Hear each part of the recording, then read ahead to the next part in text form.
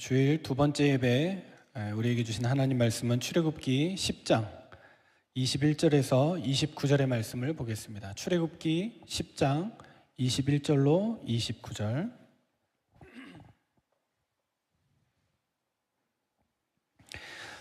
찾으신 줄로 믿고 제가 한 절 여러분 한 절 교독하여 봅니다. 출애굽기 10장 21절을 제가 먼저 봅니다.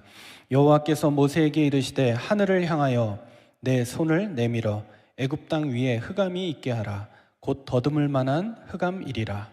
모세가 하늘을 향하여 손을 내밀매 캄캄한 흑암이 3일 동안 애굽 온 땅에 있어서 그동안은 사람들이 서로 볼 수 없으며 자기 처소에서 일어나는 자가 없으되 온 이스라엘 자손들이 거주하는 곳에는 빛이 있었더라.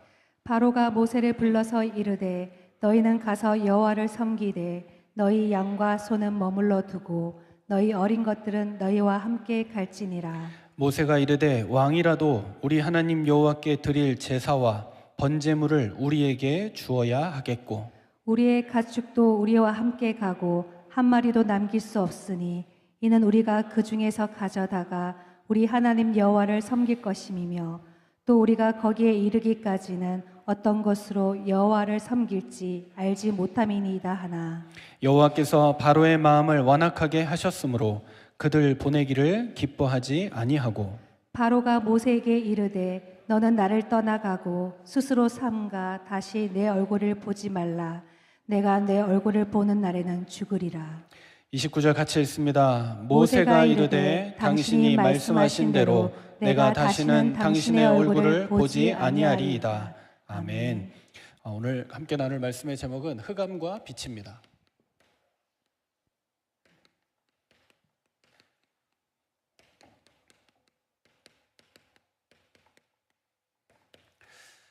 흑암과 빛은 성경에 나오는 출애굽기의 9번째 재앙, 그렇게 표현되고 있지만 사실 그 정도 상황이 아니고 단순한 자연 현상으로 봐서도 안 됩니다. 흑암과 빛은 무엇이냐? 성경 전체를 관통하는 영적인 메시지의 흐름입니다. 하나님을 믿는 백성이 빛 가운데 거한다면 믿지 않는 백성은 잘 살고 있는 것처럼 보이나 실제 그들은 흑암 가운데 있다는 존재론적인 메시지가 이 속에 담겨져 있습니다. 그래서 우리가 기억해야 될 게 무엇이냐? 원래 무질서 가운데 성경의 창세기의 시작 가운데 1장 1절에는 태초에 하나님 계신다. 그런데 1장 2절에 땅이 흑암과 혼돈과 공허했다.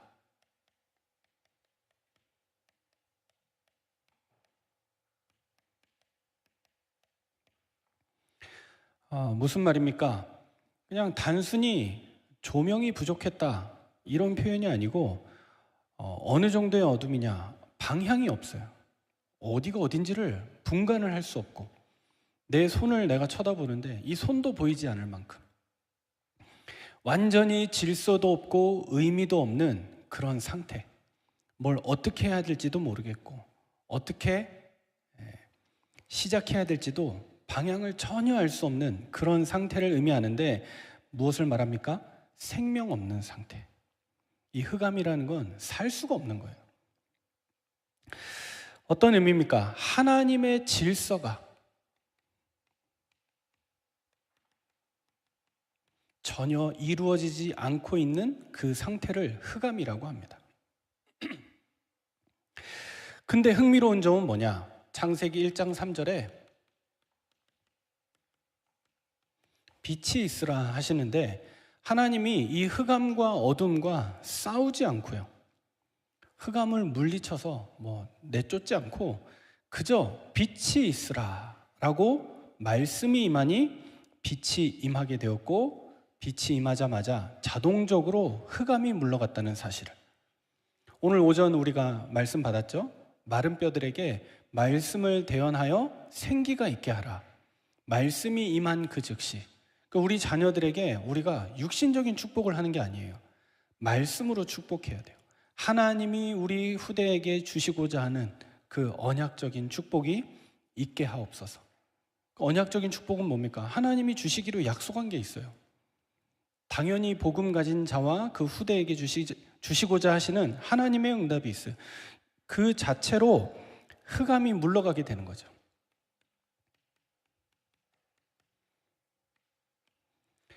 그러니까 흑암아 물러가라가 아닙니다. 빛이 있으라. 이게 하나님의 방법이에요. 자꾸 우리는 존재론적으로 우리가 안 되는 부분, 어두운 부분하고 싸우려고 하는데 좋은 겁니다. 열심과 노력으로 막 도전하는데 나쁜 건 아닙니다. 그런데 진짜 중요한 거는 여호와 하나님의 빛이 그 위에 임하면 내가 언제 그랬냐라는 듯이 해결되게 돼 있다는 사실이죠. 그래서 이 빛이 중요합니다. 요한복음 1장 9절에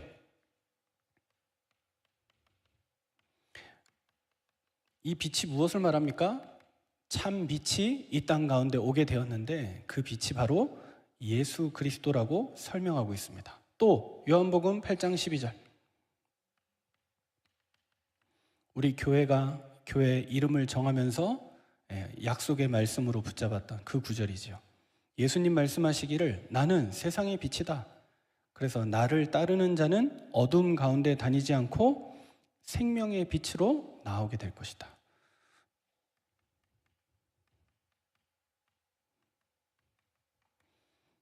이 예수 그리스도의 빛을 우리에게 말하고 있습니다. 그래서 예수님 뭐라고 말씀하셨느냐? 마태복음 5장 14절에 너희는 세상의 빛이다. 옆에 사람 보고 한번 축복하겠습니다. 빛난다. 왜냐? 저와 여러분이 예수 그리스도의 빛으로 부름받은 하나님의 자녀이기 때문에. 그런 가운데 에베소서 5장 8절에 보니까 분명하게 얘기합니다. 너희가 전에는 어둠이더니 이제는 주 안에서 빛이다. 그래서 빛의 자녀들처럼 행해라.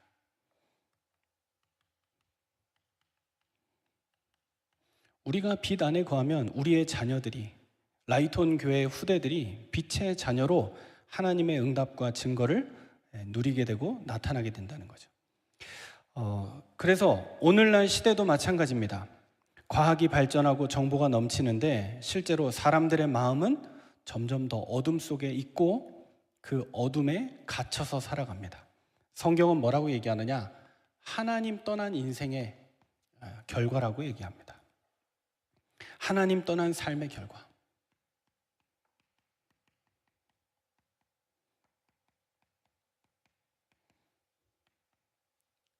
어떤 상황 가운데 있습니까? 간단합니다. 하나님 없는 문명은 결국 흑암입니다. 어두움을 이길 수가 없는 거죠. 어느 정도 어둠이라고 오늘 말합니까? 방향을 찾지 못할 정도로. 막 착각이 일어나는 거예요. 깜깜하고 어두우면 아무것도 없다가 아니라 그 어두움에 막 삼켜질 것 같아요. 없어질 것 같아요. 겁이 나는 거예요. 그래서 두려움에 빠지게 됩니다.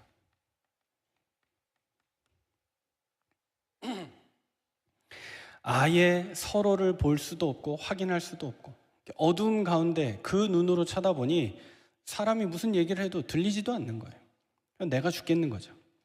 그래서 무기력 가운데 빠지게 됩니다. 저와 여러분은 이 가운데 지금 애굽은 9번째 재앙으로 말미암아 흑암, 어두움 가운데 빠지게 됐습니다. 어느 정도냐? 하나님 계신데 하나님을 알아보지 못해요. 이 어둠이 어디서 왔느냐? 이 흑암이 어디서 왔냐? 지금 하나님이 명령하신 거잖아요. 근데 이 알아보지를 못하는 거예요. 바로가 아무리 하나님의 능력과 기적이 행해져도 또 문제가 일어났다, 재앙이 덮쳤다가도 정리가 되는데도 하나님은 모르는 거예요. 하나님 모르고 자꾸 엉뚱한 소리에 오늘 뭐라고 얘기합니까? 28절에 바로가 모세한테 얘기합니다. 다시는 보지 말자. 모세가 지금까지 얘기한 게 그건데 이 백성 나가게 해라. 우리 그만 보자. 우리는 이제 너 안 쳐다보고 하나님 바라볼 거야. 그러니 풀어주기만 해. 똑같은 얘기를 자기가 지금 하고 있잖아요. 바로가 모세에게 얘기합니다. 너는 나를 떠나가고 스스로 삼가 다시 내 얼굴을 보지 말라. 너 보이면 죽인다. 이게 모세가 지금까지 한 얘기인데 못 알아듣고 계속 엉뚱한 소리 하는 거죠. 이유는 왜 그렇습니까? 빛의 백성이기 때문에. 이스라엘 백성이 아무 힘이 없고 의미가 없는 것 같았는데, 심지어 같은 애굽 땅에 살면서 종노릇하니까 별것 아닌 존재들이라고 생각했는데, 실제로 보니 이스라엘에게는 빛이 있었어요.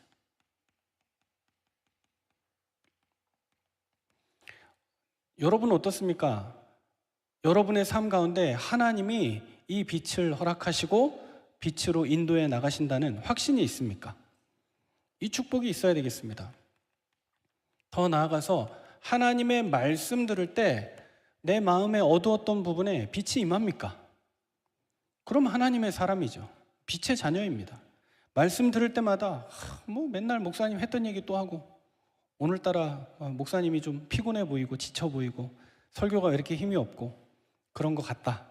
또 어떤 날은 설교가 너무 좋고 은혜되고, 그런 업다운이 아니라 말씀 들을 때마다, 예배 드릴 때마다 오늘 하나님이 내게 주신 음성이 마음속에 붙잡혀지고 깨달아지는 그 빛 가운데 나아가는 하나님의 사람, 그 임마누엘의 빛입니다. 다윗이 뭐라고 얘기했느냐? 시편 27편 1절에 이렇게 표현했습니다. 여호와는 나의 빛이요 나의 구원이시니 내가 누구를 무서워하고 두려워하리요. 빛 가운데 있는 사람은 어둠이 겁이 안 나요. 그런데 어둠 가운데 있는 사람은 아무것도 못해요. 딱 갇혀가지고 안 된다, 나는 안 된다, 우리 집 안 된다, 우리 가문은 절대 안 된다, 이 동네는 안 된다, 우리 교회 안 된다, 거기에 갇히니까 무기력에 빠져서 아무것도 못하는 거죠. 저와 여러분은 같은 세상을 사는 것 같지만 우리는 하나님의 백성입니다. 하나님이 우리를 빛으로, 빛의 자녀로 부르셨기 때문에 이 말씀 가운데 빛의 증인으로 쓰임받는 저와 여러분 되길 바랍니다. 오늘 하원이 찬양 인도하는데, 하원이 어디 갔노? 네. 겁나 은혜되고 좋네요. 네. 제가 무슨 생각했냐? 역시 다 같이 마이크 잡고 노래 부르지만 가수는 가수다. 힘 있는 게 다르고 발성도 다르고 분위기를 끌고 나가는 자체가 다르고, 제가 혼자서 그랬습니다. 저거 목사 되면 얼마나 좋겠노? 제 혼자 생각인데 부모님들 한번 기도해 보시기 바랍니다. 저 목사 되면 얼마나 좋겠노? 네. 힘있게 찬양하고 말씀 전하고 복음 전할 수 있는 축복의 사람 되면 얼마나 귀하겠냐. 네. 본인이 없는 게 하나님 뜻인 것 같습니다. 네. 들으면 큰일 나니까. 자, 빛의 증인인데, 빛의 역할이 뭐예요? 비춰야 되는 거예요? 아니에요. 빛은 가만히 있어도 돼요. 가만히 있어도 드러나게 돼 있고 빛나게 돼 있어요. 그게 빛의 역할이에요. 저와 여러분이 참 복음 가지고 있다, 진짜 가만히 기도만 해도 돼요. 그 빛의 누림 가운데 증인으로 서 있기만 해도 돼요. 그럼 다른 사람이 보고 알아봐요. 오늘도 엘리베이터 딱 탔는데 영안 열리신 분이 우리 교회 목사님은 너무 잘생겼다고. 제 말 아니에요. 그분이 하신 말이에요. 그래서 인제 알아봤는가.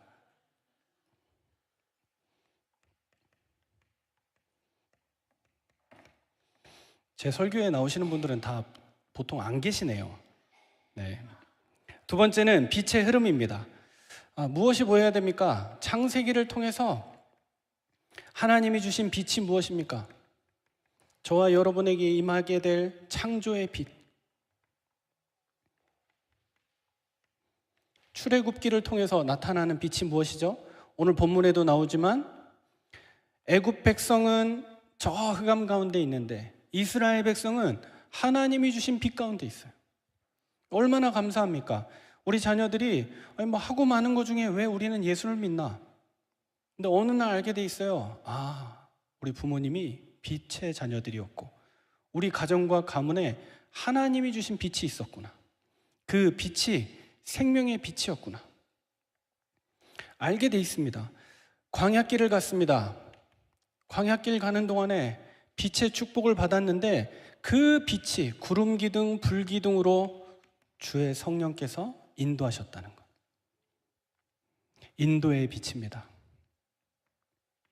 가나안 땅 들어갔죠? 빛의 역사로 말미암아 어둠이 다 무너지고 그 현장이 빛의 응답으로 정복되어졌다는 사실. 시편을 통해서 우리에게 무엇을 얘기하고 있습니까? 그래서 하나님의 말씀이 우리의 빛이다. 이 사실을 성경이 얘기하고 있습니다. 더 중요한 거는요, 신약 성경인 사복음서를 통해서 우리에게 뭘 증거합니까? 죄의 흑암이 있고 죽음의 흑암이 있고 절망의 흑암이 있는데 그 모든 것을 이겨내는 참 빛이 나타났다. 바로 예수 그리스도가 빛이다.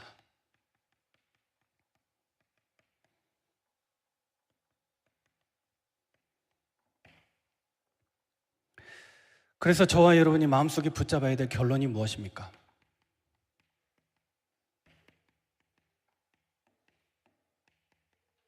빛의 완성입니다. 성경 한 구절 한번 찾아볼까요? 계시록 22장 5절입니다. 성경의 제일 마지막.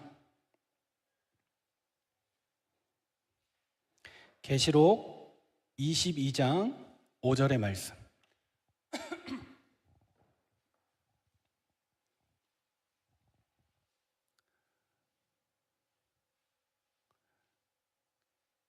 계시록 제일 뒤에 있는데 잘 안 봐가지고 잘 안 넘어가죠. 네, 계시록 22장 5절 같이 보겠습니다. 다시 밤이 없겠고 등불과 햇빛이 쓸데 없으니 이는 주 하나님이 그들에게 비치심이라. 그들이 세세토록 왕 노릇 하리로다. 아멘. 창세기에서 시작된 그 빛이 영원한 빛의 나라로,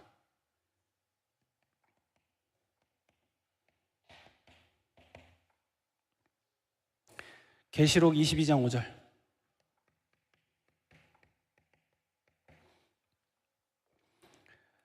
맞습니까? 예수 그리스도 다시 오실 그때 어떤 일이 벌어져요? 다시 밤이 없어요. 잠잘 일이 없어요. 주님 안에서 영원히 지치는 것도 없어요. 휴식도 필요 없고 쉬는 것도 필요 없어요. 심지어 등불과 햇빛도 쓸 데가 없어요. 왜냐? 그 주님이 나와 함께 하시고 우리가 부활의 몸으로 거듭났기 때문에 안 보이는 게 없어요. 모든 것이 다 환하게 보이는 거죠. 그 가운데 주 하나님이 그들에게 빛이심이라. 저와 여러분이, 우리 자녀들이 이 은혜 가운데 있기를 바랍니다. 우리 아이들에게 태양빛이 필요한 게 아닙니다. 공부하는데 전등이 필요한 게 아닙니다. 주 여호와 하나님의 빛이심이 임해야 합니다. 그 가운데 하나님이 주시는 응답 가운데 나타나는 응답, 그들이 세세토록 왕 노릇 하리로다. 우리가 하나님의 백성, 하나님의 자녀가 되었기 때문에 이제 영원한 빛의 나라에서 그 빛과 함께하며 그 삶이 계속적으로 이루어지가는, 그래서 우리 교회 이름이 라이트온입니다.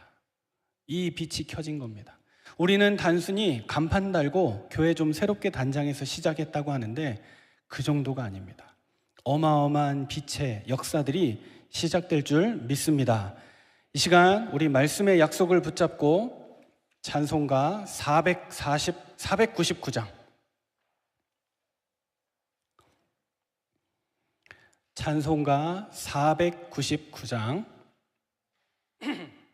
기도하겠습니다. 살아계신 하나님, 은혜 감사합니다. 오늘도 우리를 빛의 자녀로 부르시고 어둠 가운데 있지 않고 빛을 따라가며 하나님 주신 생명의 빛으로 나아오는 복된 삶으로 이끌어 주시니 감사합니다.